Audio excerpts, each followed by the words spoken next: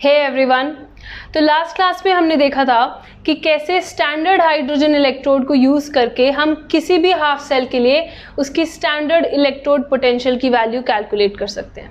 तो ये जो स्टैंडर्ड इलेक्ट्रोड पोटेंशियल की वैल्यू आती है, इससे we can extract a lot of information. तो अगर हम डिफरेंट एलिमेंट्स को उनकी स्टैंडर्ड इलेक्ट्रोड पोटेंशियल की इंक्रीजिंग या डिक्रीजिंग ऑर्डर में अरेंज करते हैं, then that arrangement is known as electrochemical series.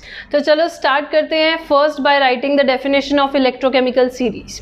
तो electrochemical series is just the arrangement of elements, it is the arrangement of elements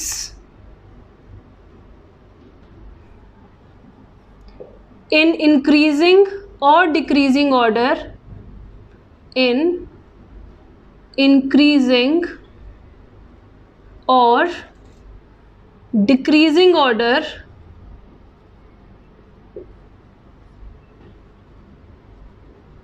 of their standard electrode potential values, standard electrode potential values।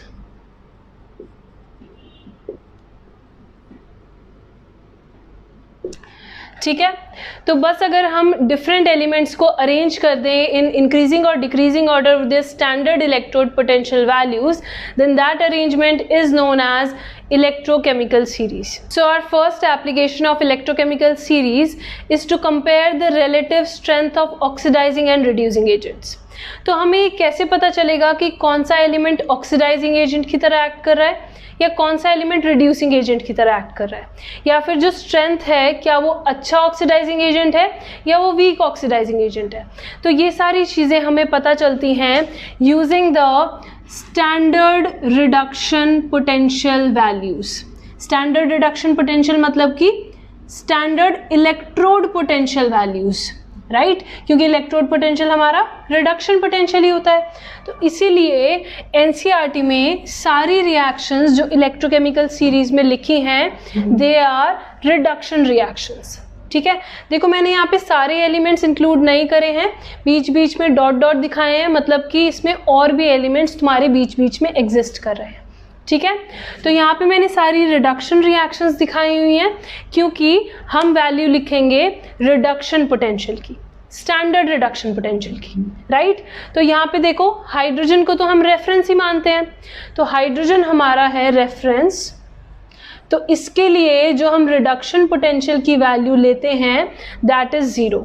ठीक है, तो मैं यहाँ पे लिख देती हूँ ई नॉट, जब हम H+ से H2 जाते हैं, H+ to H2, तो वो क्या होता है 0, राइट। इसको मैं यहाँ पे प्लैटिनम भी दिखा देती हूँ क्योंकि जो गैस होती है उसके सपोर्ट में हम सॉलिड भी दिखाते हैं। तो यहाँ पे H+ से H2 जाने के लिए जो हमारी रिडक्शन पोटेंशियल की वैल्यू है that is considered as 0, right. अब देखो हाइड्रोजन के ऊपर जितने भी एलिमेंट्स एग्जिस्ट कर रहे हैं उन सब की वैल्यू होती है पॉजिटिव। ठीक है, और जो हाइड्रोजन के नीचे जितने भी एलिमेंट्स हैं उन सब की reduction potential, standard reduction potential की वैल्यूज होती है नेगेटिव। ठीक है, अब पॉजिटिव और नेगेटिव का क्या सिग्निफिकेंस है ये मैं अभी बताऊंगी। अभी हम वैल्यूज लिख लेते हैं। फ्लोरीन के लिए मतलब कि ई नॉट F2 to F- अगर हम जाएं तो यहाँ पे वैल्यू आ जाती है 2.87। ठीक है, पॉजिटिव 2.87। ऐसे ही नीचे चलते जाओ, यहाँ पे मैं डायरेक्ट लास्ट वाले की वैल्यू लिख रही हूँ, लिथियम वाले की, Li++ इलेक्ट्रॉन गिविंग लिथियम। तो यहाँ पे ई नॉट हो जाएगा हमारा Li+ से Li जाने के लिए दिस इज इक्वल टू -3.05। ठीक है, और ये है पॉजिटिव 2.87। अब देखो वो पॉजिटिव क्यों है और ये नेगेटिव क्यों है, क्वेश्चन इज दिस। और हाँ, ये चीज़ ध्यान रखना, यहाँ पे फ्लोरीन फिर से गैस है, तो यहाँ पे भी हमें प्लैटिनम दिखाना पड़ेगा सपोर्ट के लिए, ठीक है। तो यहाँ पे आ जाएगा प्लैटिनम सॉलिड, इसकी E0 की वैल्यू है, राइट। अब देखो इसको समझते हैं एक एग्जाम्पल से। तो मैं ऐसा मान लेती हूँ कि दो बंदे हैं, एक बंदा तो है he is very very corrupt, ठीक है, और एक दूसरा बंदा है वो नहीं है करप्ट, मतलब कि वो शरीफ है, ठीक है। इसको मान लेते हैं कि ये शरीफ इंसान है और ये करप्ट इंसान है। तो अब होगा क्या, ये जो करप्ट इंसान है ये पैसे खाएगा लोगों के, ठीक है। तो अगर ये पैसे खाता है लोगों के, तो अब आ गया इसके पास बहुत सारा पैसा, तो इसको ऐसे दिखा देते हैं। अब ये जो शरीफ इंसान है, देखो शरीफ इंसान वैसे तो पैसे नहीं खाना चाहता, बट व्हाट इफ हमने इसको ज़बरदस्ती पैसे देने शुरू कर दिए, ठीक है। ऐसा हम मान लेते हैं कि शरीफ इंसान है, पैसे नहीं खाना चाहता, बट अगर हम इसको ज़बरदस्ती पैसे दें, पैसे खिलाएं, तो इसको हम ऐसे दिखा देते हैं, राइट। इस चीज़ को अगर हम इलेक्ट्रोकेमिकल सीरीज से कंपेयर करें, देखो मैं बस फर्स्ट एलिमेंट का बताऊंगी और लास्ट एलिमेंट का बताऊंगी, मतलब फ्लोरीन का और लिथियम का, ठीक है।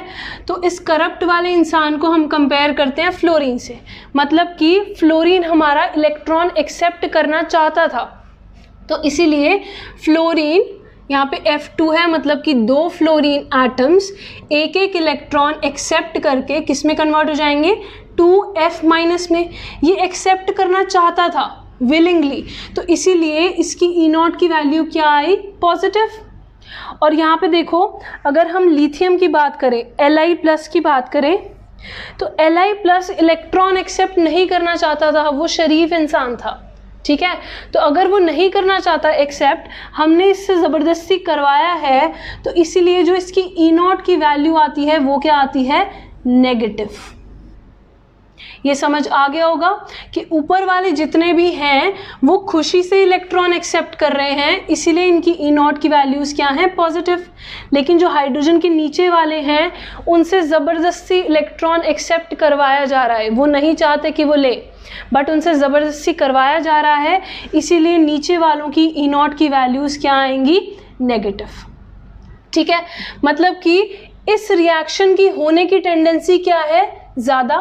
बट अगर हम नीचे वाले एलिमेंट्स की बात करें, इन वाले आयंस की इलेक्ट्रॉन एक्सेप्ट करने की टेंडेंसी नहीं है, बट इन सब की इलेक्ट्रॉन एक्सेप्ट करने की टेंडेंसी काफ़ी ज़्यादा है, ठीक है। तो अब हम इस चीज़ को ऑक्सीडाइजिंग टेंडेंसी या रिड्यूसिंग टेंडेंसी से कैसे कंपेयर करेंगे, देखना ज़रा। तो अब देखो यहाँ पे फ्लोरीन जो है इजीली इलेक्ट्रॉन एक्सेप्ट कर रहा है, इलेक्ट्रॉन एक्सेप्ट कर रहा है, इसका क्या मतलब है, जो इलेक्ट्रॉन एक्सेप्ट करते हैं मतलब कि उनका क्या हो रहा है, रिडक्शन। अब जो खुशी खुशी रिड्यूस हो रहा है वो किसकी तरह एक्ट करेगा, ऑक्सीडाइजिंग एजेंट। ये हमने पढ़ ही रखा है कि जो खुद रिड्यूस हो जाते हैं वो दूसरों को ऑक्सीडाइज करते हैं, तो दूसरों को ऑक्सीडाइज करेंगे मतलब कि क्या होंगे, वो अच्छे ऑक्सीडाइजिंग एजेंट। तो मैं यहाँ पे लिख देती हूँ, फ्लोरीन जो होता है क्योंकि ये टॉप पे लाई कर रहा है, इसीलिए F2 over here is the strongest oxidizing agent. इसको हम मानते हैं स्ट्रॉन्गेस्ट ऑक्सीडाइजिंग एजेंट, ठीक है। इसकी बहुत ज़्यादा टेंडेंसी है टू एक्सेप्ट इलेक्ट्रॉन, मतलब कि खुद रिड्यूस होने की है तो दूसरों को ऑक्सीडाइज करने की होगी, राइट। तो ऐसे ही अगर हम नीचे आ जाएं बिल्कुल बॉटम पे, तो यहाँ पे क्या है, Li+।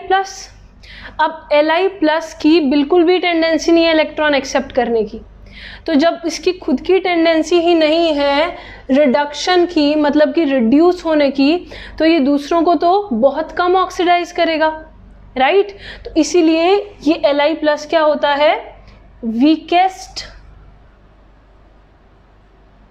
ऑक्सीडाइजिंग एजेंट, ठीक है। यहाँ पे स्ट्रॉन्गेस्ट ऑक्सीडाइजिंग एजेंट, यहाँ पे वीकेस्ट ऑक्सीडाइजिंग एजेंट। तो क्या हम यहाँ पे कंक्लूजन कर सकते हैं कि जैसे हम ऊपर से नीचे जा रहे हैं, strength of oxidizing agent is decreasing, right. जैसे ही हम ऊपर से नीचे आए तो क्या हुआ, strength of oxidizing agent decreases, right. या फिर हम ऐसे भी कह सकते हैं कि नीचे से ऊपर जाने में हमारी ऑक्सीडाइजिंग एजेंट की स्ट्रेंथ क्या हो रही है, इंक्रीज। दोनों चीजें एक ही बात है। ऊपर से नीचे क्या हो रहा है, डिक्रीज हो रही है स्ट्रेंथ, और नीचे से ऊपर क्या हो रहा है, इंक्रीज हो रही है ऑक्सीडाइजिंग स्ट्रेंथ, राइट। तो देखो ध्यान दो जरा कि इस साइड पे हमारी कौन सी स्पीशीज है, ऑक्सीडाइज्ड। अभी तक इन्होंने इलेक्ट्रॉन एक्सेप्ट नहीं किया है, राइट। ये सारी क्या है, ऑक्सीडाइज स्पीशीज। लेकिन जब भी इलेक्ट्रॉन एक्सेप्ट करने के बाद इन सब में कन्वर्ट हो रही हैं, जब इन्होंने इलेक्ट्रॉन एक्सेप्ट कर लिया और ये इसमें कन्वर्ट हो गई तो ये क्या बन गई हैं, रिड्यूस्ड स्पीशीज।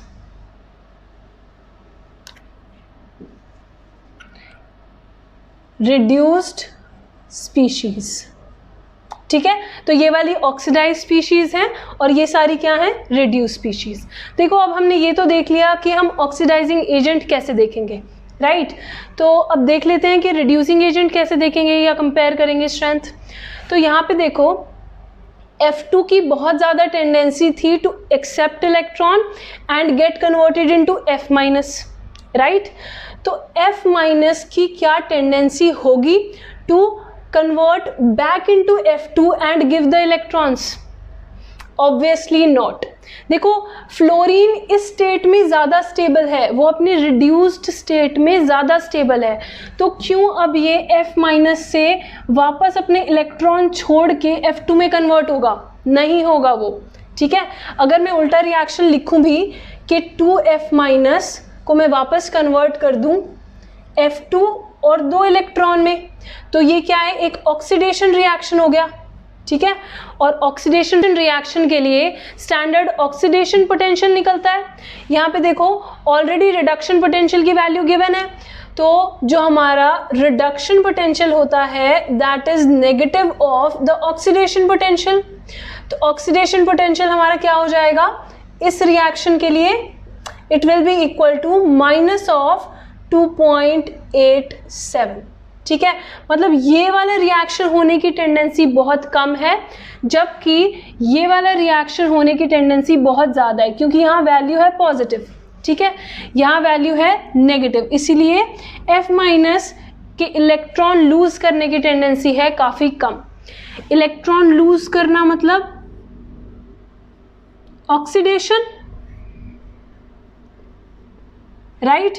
तो F- अगर ढंग से इलेक्ट्रॉन लूज नहीं करेगा, अगर वो खुद ऑक्सीडाइज नहीं होगा, मतलब कि दूसरे को वो रिड्यूस भी नहीं कर पाएगा, राइट। तो रिड्यूसिंग एजेंट क्या होते हैं, जो खुद ऑक्सीडाइज होते हैं, खुद ऑक्सीडाइज होते हैं एंड दूसरों को रिड्यूस करते हैं।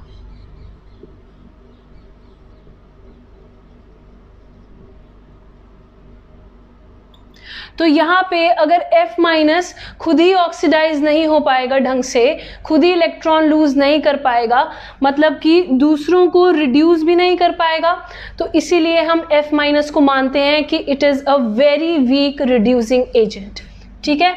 तो F- यहाँ पे क्या हो जाएगा, वीक रिड्यूसिंग एजेंट, ठीक है।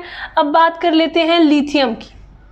देखो यहाँ पे जो हम रिएक्शन लिख रहे थे Li+ accepts electron to give lithium, तो इस रिएक्शन के होने की टेंडेंसी बिल्कुल भी नहीं थी, राइट। इसीलिए जो E0 की वैल्यू आ रही थी वो क्या आ रही थी, नेगेटिव में -3.05। अगर लिथियम आयन के इलेक्ट्रॉन एक्सेप्ट करने की टेंडेंसी नहीं है, तो मतलब कि जो लिथियम आयन है इस स्टेट में ज़्यादा स्टेबल है as compare to this state, right. अगर इसको ज़बरदस्ती हम इसमें कन्वर्ट कर रहे हैं, ये होना ही नहीं चाहता पर हम कर रहे हैं, मतलब कि इस स्टेट में स्टेबल नहीं होगा, इस स्टेट में ज़्यादा स्टेबल होगा, तो ये यही रहना चाहता है, राइट। तो अगर मैं उल्टा रिएक्शन लिख दूं, मतलब कि अगर मैं चाहूँ कि लिथियम कन्वर्ट हो जाए और दे दे Li प्लस आयन और इलेक्ट्रॉन, तो इस रिएक्शन के होने की टेंडेंसी होगी बहुत ज़्यादा, क्योंकि इस रिएक्शन के लिए E नॉट क्या लिखा जाएगा, ऑक्सीडेशन पोटेंशियल बन जाएगा वो, राइट, क्योंकि रिएक्शन उल्टी हो गई तो यहाँ पे साइन भी क्या हो जाएंगे, उल्टे, तो ये हो जाएगा प्लस 3.05, ठीक है। तो मतलब कि इस रिएक्शन के होने की टेंडेंसी है बहुत ज़्यादा। तो अगर लिथियम के इलेक्ट्रॉन लूज करने की टेंडेंसी है ज़्यादा, मतलब लिथियम के ऑक्सीडाइज होने की टेंडेंसी है ज़्यादा, तो वो खुद ऑक्सीडाइज हो रहा है लिथियम, तो दूसरों को बहुत अच्छे से रिड्यूस करेगा। अगर दूसरों को बहुत अच्छे से रिड्यूस करेगा मतलब कि it will be a very strong reducing agent. तो यहाँ पे जो लिथियम होता है, this is the strongest reducing agent. तो अगर हम ऑर्डर लिखें रिड्यूसिंग एजेंट की स्ट्रेंथ का, तो वो क्या हो जाएगा, देखो अगर हम नीचे से ऊपर जा रहे हैं तो रिड्यूसिंग स्ट्रेंथ क्या हो रही है हमारी, डिक्रीज, ठीक है। तो मैं यहाँ पे लिख देती हूँ कि strength of reducing agent decreases, यहाँ पे लिख लेना strength of reducing agent decreases, ठीक है। यहाँ पे ये चीज़ ध्यान रखना कि जो इस साइड वाली स्पीशीज़ हैं, यहाँ पे हम कंपेयर कर रहे हैं ऑक्सीडाइजिंग एजेंट की स्ट्रेंथ, जो इस साइड वाली रिड्यूस्ड स्पीशीज़ हैं इसमें हम कंपेयर कर रहे हैं रिड्यूसिंग एजेंट की स्ट्रेंथ, ठीक है। तो ऊपर से नीचे आने पे ऑक्सीडाइजिंग एजेंट की स्ट्रेंथ डिक्रीज हो रही है, ऊपर से नीचे आने पे रिड्यूसिंग एजेंट की स्ट्रेंथ इंक्रीज हो रही है, दोनों उल्टा है, ठीक है। तो एक चीज़ और ऑब्जर्व करना है यहाँ पे, जहाँ पे भी E नॉट की वैल्यू पॉजिटिव है, ये सारे क्या होंगे, weaker reducing agent as compare to the hydrogen couple. देखो हाइड्रोजन से ही तो कंपेयर कर रहे हैं हम ये सब कुछ, राइट, हाइड्रोजन क्या है, हमारा रेफरेंस है। तो हाइड्रोजन के कंपैरिजन में ये ऊपर वाले सारे क्या होंगे, वीकर रिड्यूसिंग एजेंट, और इस साइड वाले सारे क्या होंगे, स्ट्रॉन्गर ऑक्सीडाइजिंग एजेंट। ऐसे ही अगर E नॉट की वैल्यू नेगेटिव है तो ये सारे क्या हो जाएंगे, वीकर ऑक्सीडाइजिंग एजेंट, और ये सारे क्या हो जाएंगे, stronger reducing agent as compare to hydrogen redox couple. Redox couple मतलब हाफ रिएक्शन ही होता है, राइट। तो मैं यहाँ पे लिख सकती हूँ कि अगर E not standard electrode potential is positive, अगर ये पॉजिटिव है देन दीज आर, या ऐसे लिख सकते हैं, then the redox couple is weaker reducing agent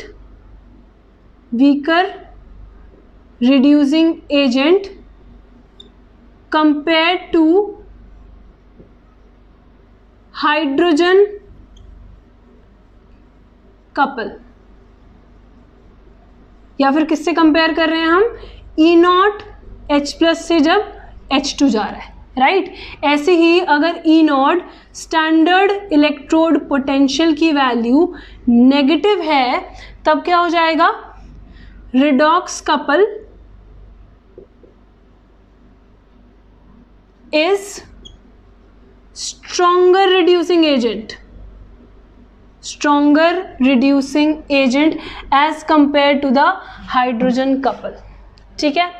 अब देखो जहाँ पे पॉजिटिव वैल्यूज मतलब उस रिएक्शन होने की टेंडेंसी ज़्यादा, राइट, जहाँ पे नेगेटिव वैल्यूज मतलब उस रिएक्शन होने की टेंडेंसी कम। तो अगर हम स्टेबिलिटी की बात करें इन रिड्यूस्ड स्पीशीज़ की, तो अगर मैं यहाँ पे ये वाला कंपेयर करूँ F2 plus 2 electrons giving 2F minus, तो यहाँ पे प्रोडक्ट क्या बना, 2F माइनस, यानी कि फ्लोराइड आयन बन रहा है। और इसको हाइड्रोजन वाले से कंपेयर करो, H plus plus 2 electrons giving hydrogen gas. तो अगर मैं पूछूं तुमसे कि क्या हाइड्रोजन गैस ज़्यादा स्टेबल होगी या F माइनस आयन ज़्यादा स्टेबल होगा, तो आंसर होगा कि F minus ion is going to be more stable. क्यों, क्योंकि इस रिएक्शन की होने की टेंडेंसी ज़्यादा है। देखो इसका E नॉट ज़्यादा पॉजिटिव है, इसका E नॉट तो ज़ीरो है, राइट तो अगर इसका ई नॉट ज़्यादा पॉजिटिव है मतलब कि इसका जो प्रोडक्ट है वो ज़्यादा स्टेबल होगा as compare to hydrogen gas, right ऐसे ही इससे भी कंपेयर कर सकते हो।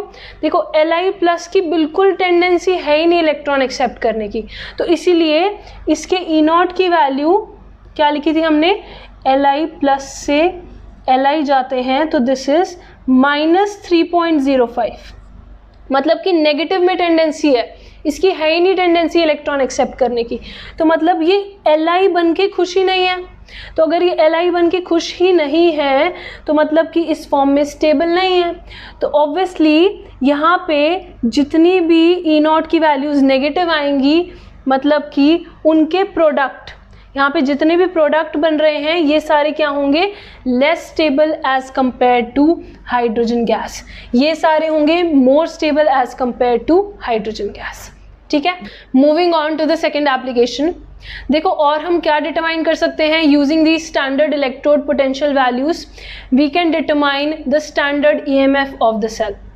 अब ईएमएफ ऑफ सेल क्या होता है ये हमें ऑलरेडी पता है, it is just the potential difference that is generated between the electrodes of the two half cells, right? तो दोनों electrodes में क्या potential difference है, that is known as EMF of cell। तो EMF of cell को E cell कहते हैं and this is equal to, difference हम किससे देते हैं, E cathode minus E anode, right यहाँ पे ई कैथोड इसीलिए आता है क्योंकि इसका हायर रिडक्शन पोटेंशियल होता है और बाद में ई एनोड आता है क्योंकि इसका लोअर रिडक्शन पोटेंशियल होता है। क्योंकि कैथोड पे रिडक्शन रिएक्शन हो रही है तो इसका रिडक्शन पोटेंशियल यानी कि रिड्यूस होने की टेंडेंसी, ठीक है, रिडक्शन पोटेंशियल क्या है, रिड्यूस होने की टेंडेंसी। तो यहाँ पे क्योंकि रिडक्शन रिएक्शन हो रहा है तो मतलब यहाँ पे जो भी हमारा एलिमेंट है उसकी रिड्यूस होने की टेंडेंसी ज़्यादा है, तो कैथोड पे क्या होता है, higher reduction potential minus, anode पे टेंडेंसी होती है ऑक्सीडाइज होने की ना कि रिड्यूस होने की, तो मतलब कि इसका रिडक्शन पोटेंशियल क्या हो जाएगा, कम। तो यहाँ पे क्या होता है, लोअर रिडक्शन पोटेंशियल। ठीक है, और अगर यही सब चीज़ें हम स्टैंडर्ड कंडीशंस पे करें मतलब कि 1 molar concentration 298 kelvin temperature, if any gas is present it should be present at 1 bar pressure. ठीक है, तो तब क्या हो जाता है, it becomes E naught cell, ये बन जाएगा E naught cell is equal to E naught cathode minus E naught anode, right इसको हम सिंपली ईएमएफ कहने की जगह हम स्टैंडर्ड ईएमएफ भी कह सकते हैं। ठीक है, तो इसको हम स्टैंडर्ड ईएमएफ भी कह सकते हैं सिंपली ईएमएफ कहने की बजाय। तो अब देखो हम ये चीज़ यानी कि स्टैंडर्ड ईएमएफ कैलकुलेट कर सकते हैं यूजिंग द इलेक्ट्रोकेमिकल सीरीज़, क्योंकि इलेक्ट्रोकेमिकल सीरीज़ में हमें सारे हाफ सेल के लिए उनके रिडक्शन पोटेंशियल की वैल्यूज़ पता है। ठीक है, तो हम रिडक्शन पोटेंशियल की वैल्यूज़ पता है तो स्टैंडर्ड ईएमएफ निकाल लेंगे यूजिंग दिस फॉर्मूला। अब अगर तुम्हें याद हो हमने लास्ट क्लास में रिडक्शन पोटेंशियल वैल्यूज़ निकाली थी फॉर 2 हाफ सेल्स, एक कॉपर वाले हाफ सेल के लिए और एक जिंक वाले हाफ सेल के लिए। तो कॉपर वाले हाफ सेल के लिए जो हमारी ई नॉट की वैल्यू आई थी, Cu2 से Cu जा रहे हैं हम, तो ये वाली वैल्यू आई थी पॉजिटिव 0.34 वोल्ट। ठीक है, और हमने निकाली थी जिंक के लिए भी, तो जिंक के लिए वैल्यू आई थी ई नॉट Zn2+ से अगर Zn गए तो ये वैल्यू हमने निकाली थी -0.76। ठीक है, देखो ये नेगेटिव में है और ये पॉजिटिव में है, तो ई नॉट सेल कैलकुलेट कर लो। तो क्या आ जाएगा यहाँ से, अगर मैं इस सेल के लिए मतलब कि कॉपर और जिंक वाले दोनों सेल्स को अगर मैंने कंबाइन कर रखा है तब उस पूरे सेल के लिए जो स्टैंडर्ड ईएमएफ आएगा that will be equal to E not. देखो अब यहाँ पे कैथोड कौन होगा और एनोड कौन होगा, दैट इज द क्वेश्चन। अब देखो मैंने अभी बताया कि कैथोड पे वो चीज़ रखते हैं जिसका रिडक्शन पोटेंशियल हाई हो, राइट। तो यहाँ पे रिडक्शन पोटेंशियल किसका हाई है? कॉपर का। ऐसे ही जिसका रिडक्शन पोटेंशियल लो हो, मतलब कि रिड्यूस होने की टेंडेंसी कम हो, उसको कहाँ पे रखेंगे? एनोड पे। तो ये जाएगा एनोड पे, इसके रिडक्शन पोटेंशियल की वैल्यू है कम। ये जाएगा कैथोड पे, इसके रिडक्शन पोटेंशियल की वैल्यू है ज़्यादा। ठीक है, तो यहाँ पे वैल्यूज पुट कर दो। ई नॉट कैथोड हो जाएगा हमारा ये Cu2+ टू Cu माइनस, और ई नॉट एनोड हो जाएगा हमारा ये। तो this will be E not Zn2+ से Zn, राइट। अब हम वैल्यूज पुट कर देंगे। 0.34 minus, this is minus 0.76, answer आ जाएगा 1.1 वोल्ट। ठीक है, तो ऐसे हम किसी भी सेल के लिए उसका स्टैंडर्ड ईएमएफ या फिर स्टैंडर्ड सेल पोटेंशियल कैलकुलेट कर सकते हैं, E naught of cell, right. Now let's move on to the next application. किसी भी रिएक्शन के लिए अगर हमें उसकी फिजिबिलिटी डिटरमाइन करनी है, that we can do using the standard electrode potential values. तो हम ये डिटरमाइन कर सकते हैं कि क्या कोई पर्टिकुलर फुल सेल रिएक्शन होगा या फिर नहीं होगा, राइट। तो यहाँ पे व्हाट आर द कंडीशंस? देखो, अगर ईएमएफ की वैल्यू आती है पॉजिटिव, तब वो रिएक्शन माना जाता है स्पॉन्टेनियस, मतलब कि रिएक्शन होगा। और अगर ईएमएफ की वैल्यू आती है नेगेटिव, तब वो रिएक्शन माना जाता है नॉन स्पॉन्टेनियस, मतलब कि रिएक्शन नहीं होगा। ठीक है, अब इसका सिंपल सा एग्जांपल ले लेते हैं। एनसीईआरटी में ये क्वेश्चन पूछा हुआ है कि can you store copper sulphate solution in zinc pot? Can you store copper sulphate solution in zinc pot? ये क्वेश्चन दिया हुआ है एनसीईआरटी में। अब अगर तुम अपने 10th वाले कंसेप्ट लगाओ तो बहुत ईजी है आंसर। तो हम सीधा कह देंगे कि जिंक ज़्यादा रिएक्टिव मेटल है, तो वो इजीली कॉपर को डिस्प्लेस कर देगा फ्रॉम इट्स पोजीशन, तो मतलब कि दोनों के बीच में रिएक्शन हो जाएगा। तो इसीलिए हम कॉपर सल्फेट सोल्यूशन को नहीं स्टोर कर सकते in the zinc pot, right. But इसको यूज़ करके हम कैसे आंसर करेंगे? देखना ज़रा, यहाँ पे क्या रिएक्शन हो रही है? कॉपर सल्फेट का सोल्यूशन है, मतलब कि we have Cu2+ and SO4 2- ions, right. तो यहाँ पे रिएक्शन किस किस के बीच में होगी? कॉपर 2+ और जिंक के बीच में, और ये कन्वर्ट हो जाएगा इनटू कॉपर एंड Zn2+। ठीक है, हम एक काम करते हैं, हम फिर से रिडक्शन पोटेंशियल की वैल्यूज लिख लेते हैं। यहाँ पे कॉपर की हमें पता ही है, ई नॉट, इसके लिए ये रिडक्शन पोटेंशियल ही हैं सारे, ऑलराइट। सो ई नॉट इसके लिए था पॉजिटिव 0.34 और जिंक वाले के लिए था -0.76। ठीक है, तो अब यहाँ पे देखो क्या हो रहा है इस रिएक्शन में। इस रिएक्शन में कॉपर 2+ कन्वर्ट हो रहा है कॉपर में, मतलब कि रिडक्शन हो रहा है। 2+ से 0 ऑक्सीडेशन स्टेट में अगर जाएगा तो ये क्या हो रहा है? रिडक्शन। रिडक्शन कौन सी इलेक्ट्रोड पे होता है? रिडक्शन होता है कैथोड पे, राइट। और जिंक जा रहा है 0 ऑक्सीडेशन स्टेट से +2 ऑक्सीडेशन स्टेट में, मतलब जिंक का हो रहा है ऑक्सीडेशन, और ऑक्सीडेशन कौन सी इलेक्ट्रोड पे होता है? एनोड पे, राइट। तो अब हम क्या करेंगे, हम इसके लिए ईएमएफ निकालते हैं। तो अगर स्टैंडर्ड ईएमएफ निकालेंगे ई नॉट सेल, तो ये हो जाएगा E naught cathode minus E naught anode. अभी अभी हमने जस्ट निकाला है वो, राइट। तो सेम ही चीज़ है।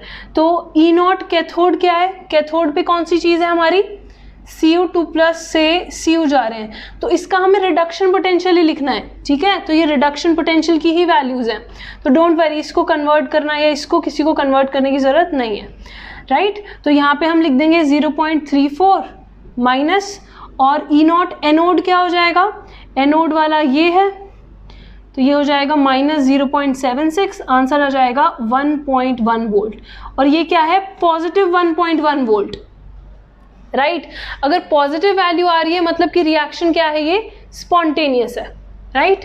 तो यहाँ से हमें पता चल गया कि ये रिएक्शन स्पॉन्टेनियस है, तो कॉपर सल्फेट और जिंक के बीच में रिएक्शन हो जाएगा, तो हम कॉपर सल्फेट को स्टोर नहीं कर सकते इन जिंक पॉट, राइट। अगर मैं उल्टा रिएक्शन लिख दूँ तो, अगर मैंने सब उल्टा कर दिया, मैं ऐसा मान लूँ कि मैंने जिंक सल्फेट को स्टोर करा है इन कॉपर वेसल, तो क्या ये कर सकते हैं हम? तो रिएक्शन लिख के देख लेते हैं फिर से। तो जिंक सल्फेट है मतलब कि Zn2+ आयंस देगा, कॉपर के साथ रिएक्ट करके कॉपर 2+ प्लस जिंक, राइट। हमें ये चेक करना है कि क्या ये रिएक्शन होगी या फिर नहीं होगी, राइट। तो देखना, फिर से लिखो, यहाँ पे पहले देख लो कि एनोड और कैथोड पे कौन कौन है। जिंक 2+ से 0 में जा रहा है, मतलब कि रिडक्शन हो रहा है। रिडक्शन कहाँ पे होता है तुम्हारा? कैथोड पे, ठीक है।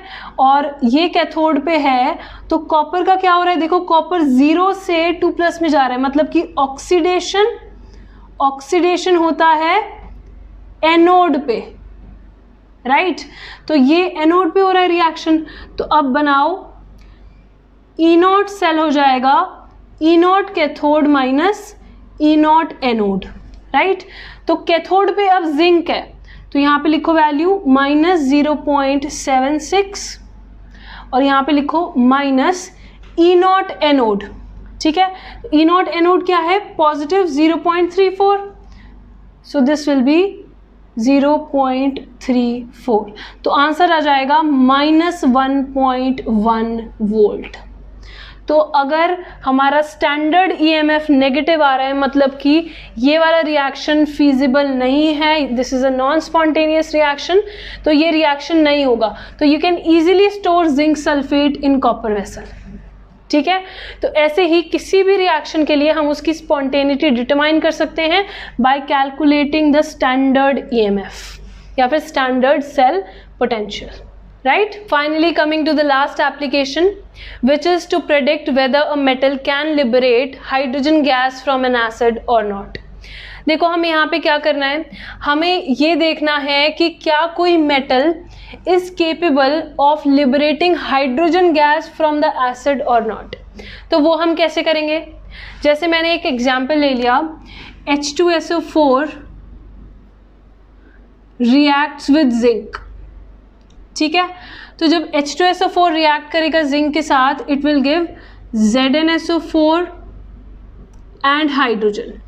देखो, यहाँ पे मैंने लिख दिया कि हाइड्रोजन गैस लिबरेट हुई, बट माय क्वेश्चन इज कि हमें कैसे पता कि हाइड्रोजन गैस लिबरेट होगी या नहीं होगी, और ऐसे कौन से मेटल्स हैं जो हाइड्रोजन गैस को लिबरेट करवा देंगे फ्रॉम एसिड, और ऐसे कौन से मेटल हैं जो नहीं करवा पाएंगे, राइट। तो ये भी हम किसके हेल्प से पता कर सकते हैं? Using the electrode potential values, ठीक है। तो देखते हैं, यहाँ पे देखो, मैं आयनिक इक्वेशन लिखती हूँ। जो तुम्हारा एसिड होगा वो क्या देता है? H+ ions, right. तो H+ आयंस अगर इलेक्ट्रॉन एक्सेप्ट करें तो ये कन्वर्ट हो जाते हैं इनटू हाइड्रोजन गैस, राइट। इसको बैलेंस कर लेते हैं, ये हो गई बैलेंस। तो अगर H+ आयंस इलेक्ट्रॉन एक्सेप्ट कर रहे हैं, मतलब कि कोई इलेक्ट्रॉन देने वाला भी होना चाहिए, तो जो मेटल एसिड के साथ रिएक्ट कर रहा है उसकी बहुत ज़्यादा टेंडेंसी होनी चाहिए इलेक्ट्रॉन देने की। अब हमें यहाँ से पता करना है कि ऐसे कौन से मेटल्स हैं जिनकी इलेक्ट्रॉन देने की टेंडेंसी ज़्यादा है, राइट। क्योंकि H+ को इलेक्ट्रॉन चाहिए to get converted into H2, तो हमें इलेक्ट्रॉन चाहिए, ठीक है। तो ऐसा मेटल ढूंढना पड़ेगा जिसकी इलेक्ट्रॉन देने की टेंडेंसी ज़्यादा है। तो यहाँ पे देखो, ये सारे तो वो एलिमेंट्स हैं जिनकी इलेक्ट्रॉन एक्सेप्ट करने की टेंडेंसी ज़्यादा है, ठीक है। तो जैसे जैसे हम नीचे आते जाते हैं इलेक्ट्रॉन एक्सेप्ट करने की टेंडेंसी कम होती जाती है। अगर एक्सेप्ट करने की कम हो रही है मतलब देने की बढ़ रही होगी। तो जितने भी एलिमेंट्स हाइड्रोजन के नीचे हैं, जितने भी मेटल्स हाइड्रोजन के नीचे हैं, उनकी क्या टेंडेंसी है, टू लूज इलेक्ट्रॉन। और जितने भी ऊपर हैं इनकी क्या टेंडेंसी है, टू एक्सेप्ट इलेक्ट्रॉन। तो हमें कौन से वाले चाहिए, हमें चाहिए वो जो इजीली लूज कर दें। मतलब कि जितने भी ऐसे मेटल्स हैं जिनकी E0 की वैल्यू है नेगेटिव, वो हाइड्रोजन गैस लिबरेट करवाएंगे फ्रॉम द एसिड्स। ठीक है, जिनकी भी E0 की वैल्यू नेगेटिव है, these are capable of liberating, या फिर मैं डायरेक्ट लिख देती हूँ, they liberate hydrogen gas from metals. ठीक है, और जितनों की भी वैल्यू, ये सारे क्या है जो हाइड्रोजन के ऊपर लाई कर रहे हैं, इन सब की वैल्यू क्या है, E0 की पॉजिटिव। मतलब कि ये नहीं लिबरेट करवाएंगे हाइड्रोजन गैस, राइट।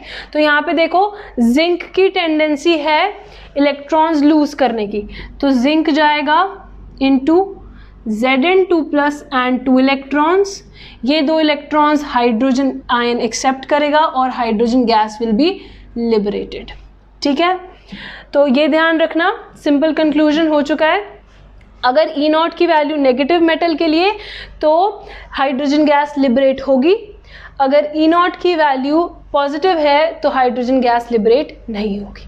ठीक है, तो जितने भी हमारे मेटल्स हैं लाइक कॉपर, सिल्वर, गोल्ड, ये HCl और H2SO4 के साथ रिएक्ट करके हाइड्रोजन गैस नहीं लिबरेट करेंगे।